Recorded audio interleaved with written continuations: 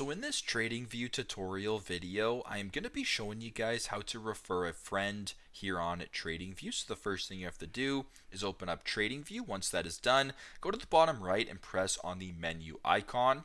Once you're on the menus page right here, simply where it says your account right here, it says subscription. Beside that, it says sort of in the middle right area, it says refer a friend. Press on that right here.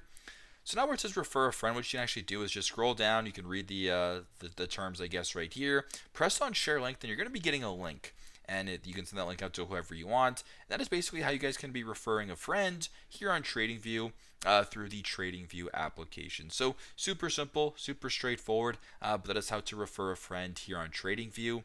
Thanks again for watching, and I hope this video helps.